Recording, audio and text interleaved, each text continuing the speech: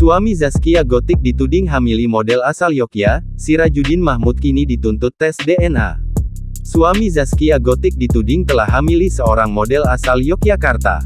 Wanita tersebut kini minta pengakuan anak dan tuntut tes DNA.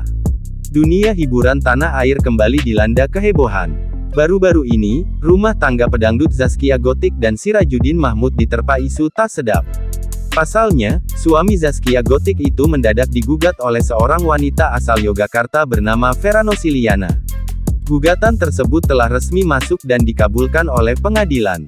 Vera Nosiliana menggugat Sirajuddin Mahmud lantaran dianggap tak bertanggung jawab. Model asal Yogyakarta itu mengaku telah memiliki seorang anak hasil hubungannya dengan Sirajuddin. Sehingga, ia saat ini berjuang demi memperoleh pengakuan anak dari suami pemilik goyang itik tersebut. Vera Nosiliana ingin anaknya yang bernama Maximilian Zoret Bregin diakui sebagai anak biologis dari suami Zaskia Gotik. Kemudian, Vera Nosiliana dalam gugatannya juga meminta Sirajuddin Mahmud bersedia melakukan tes DNA. Hal itu semata-mata dilakukan untuk membuktikan kebenaran terkait status anaknya.